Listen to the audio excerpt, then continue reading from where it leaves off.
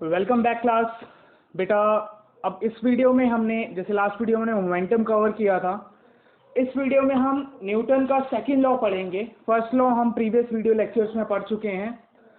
तो बेटा न्यूटन का जो सेकंड लॉ है, Newton second law of motion क्या कहता है हमें? According to Newton second law of motion, rate of change of momentum is directly proportional to the applied unbalanced force on to it. इसका मतलब क्या है?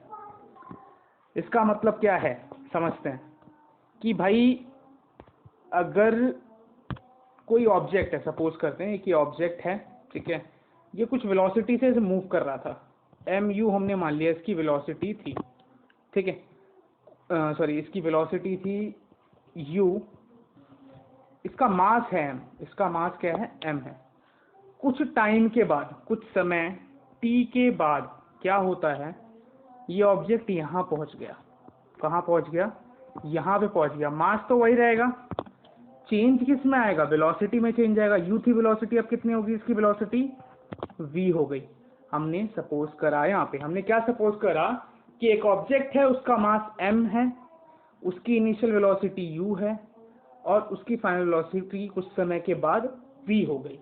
ठीक है बेटा, तो यहाँ पे हम ये समझ गए कि भाई कोई ऑब्जेक्ट है, इसका मास m है, इसकी u इनिशियल वेलोसिटी है, कुछ समय के बाद उसकी वेलोसिटी चेंज हो जाती है किस पे? v पे। ठीक है बेटा, तो यहाँ पे जो मोमेंटम आ रहा है, यहाँ पे जो मोमेंटम आ रहा है, अगर मैं पहले इनिशियल मोमेंटम की बात करूँ तो p इक्वल टू mu हो जाएगा, क्योंकि मोमेंटम अभी हमने प्रीवियस वीडियो में क्या समझा था? Mass into velocity.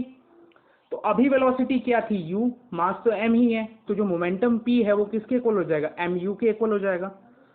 सिमिलरली जो वेलोसिटी v हो गई है, इस केस में मोमेंटम क्या हो जाएगा? इस केस में मोमेंटम क्या हो जाएगा? mv हो जाएगा। मोमेंटम mv हो जाएगा ना। मोमेंटम क्या हो जाएगा? m इंटू वी हो जाएगा।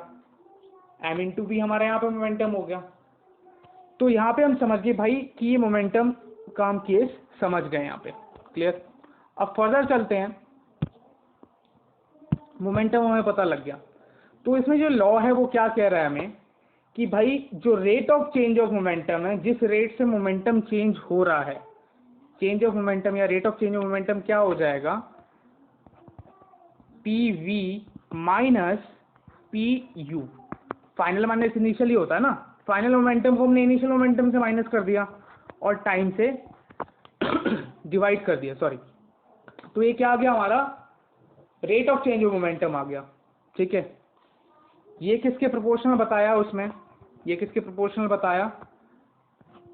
जो लॉ है फोर्स के। ये किसके प्रोपोर्शनल बताया उसने? फोर्स के। मतलब जो rate of change of momentum है वो किसके डायरेक्टली प्रोपोर्शनल है? Applied unbalanced force. फोर्स को हम किससे डिनोट करते हैं? एफ से।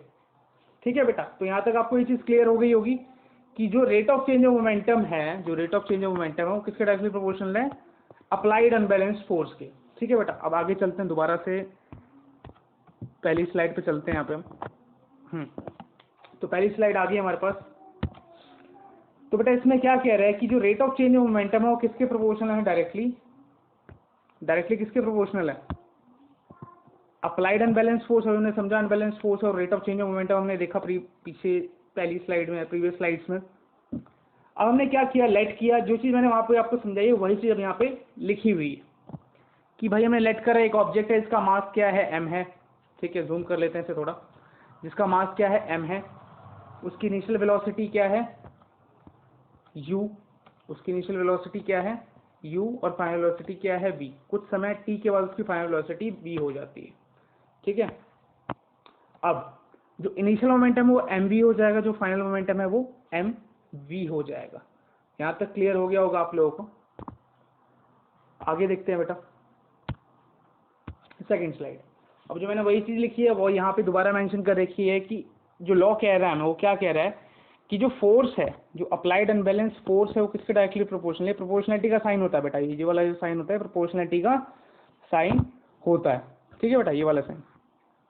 अंडरस्टूड? अब आगे चलते हैं बेटा। फोर्स क्या है? डायरेक्टली प्रोपोर्शनल है rate of change of momentum के। जो rate of change of momentum यहाँ पे हो गया ये mv minus mu upon T. यहाँ पे हमने क्या किया? m कॉमन ले लिया, ऊपर से m कॉमन आ जाएगा ना। देखिए यहाँ पे m क्या आ जाएगा?